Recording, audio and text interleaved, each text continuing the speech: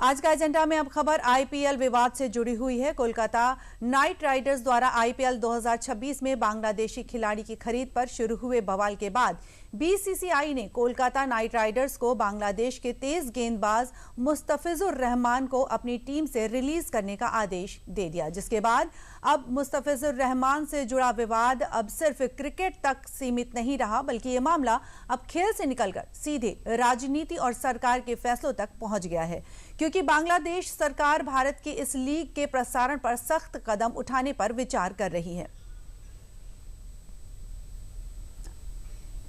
दरअसल बांग्लादेशी खिलाड़ी मुस्तफिजुर रहमान को केकेआर से रिलीज करने के आदेश के बाद बांग्लादेश में इस फैसले को लेकर धीरे धीरे विवाद गहरा हो गया है।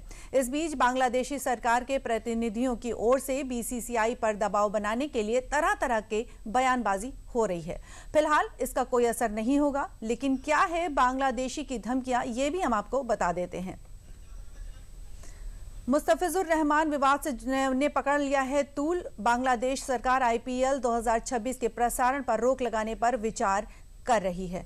मुस्तफिजुर रहमान विवाद का असर अंतर्राष्ट्रीय क्रिकेट पर भी दिख रहा है। आपको बता दें कि विवाद ने तूल पकड़ लिया है। बांग्लादेशी क्रिकेट बोर्ड ने आगामी T20 वर्ल्ड कप के मैच भारत में खेलने से मना कर दिया है।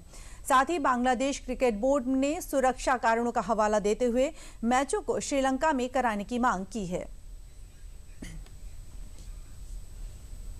और इस खबर पर अधिक जानकारी देने के लिए हमारे साथ जुड़े हैं मुकेश शुक्ला जी। आइए इनसे जानते हैं।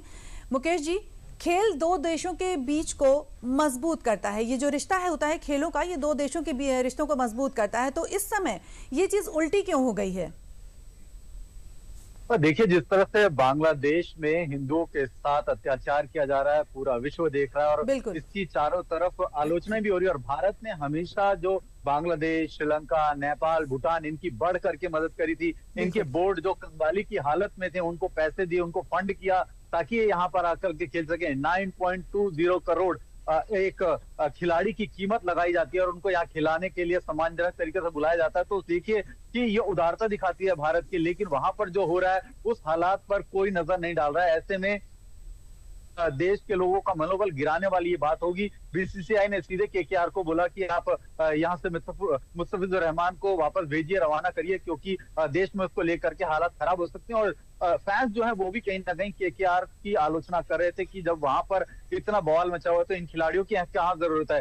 इससे पहले आप देखिए, पाकिस्तान ने जब हमारे साथ इस तरह से सीमा पर अपनी हरकतें करी थी तो उनके पूरे खिलाड़ी आज तक बैन कर दिए गए कि वो किसी आईपीएल में नहीं खेल सकते। ये धमकी जो है गिदर भभकी है, क्योंकि आपके पास इतना रेवेन्यू नहीं है, आप खुद तो अपने पैरों पे खड़े नहीं है, दूसरे देशों पर आश्रित हैं, और उसके बाद आप ये कह रहे हैं हम वर्ल्ड कप नहीं खेलेंगे, आईपीएल का प्रसारण नहीं करेंगे। उनका रेवेन्यू हमारी वजह से जनरेट होता है। तो मुझे लगता है सिर्फ ये एक हवा में फेंका गया जुमला है, इससे कुछ होने वाला नहीं है। और अगर भारत अड़ी गया, न केवल मुस्तफिजुर रहमान, हर एक बांग्लादेश के खिलाड़ी को, चाहे वो किसी भी लीग में खेल रहा है, उसको वापस जाना चाहिए। हमने दुबई एशिया कप में देखा, नो हैंडशेक की जो नीति चली, चाहे वो वुमेन टीम थी, मेंस टीम थी, अंडर-16 टीम थी, अंडर-19 थी, सब ने उसी नीति पर काम किया। देश सबसे पहले, बाद की चीजें बाद में है। अगर देश की जनता किसी भी मुल्क में सुरक्षित नहीं है तो उनके खिलाड़ियों को किसी भी तरह की अनुबंधित लीग में नहीं खिलाना चाहिए। और बहुत ही बड़ा फैसला है बीसीसीआई का, और सरकार भी इसमें हस्तक्षेप कर रही है।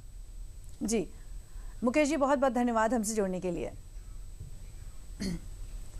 और आपको बता दें कि इस पर बीसीबी की ओर से क्या प्रतिक्रिया आएगी, ये तो आने वाला वक्त ही बताएगा। आगे चलते हैं हम आज के एजेंडा में अगले खबर की ओर।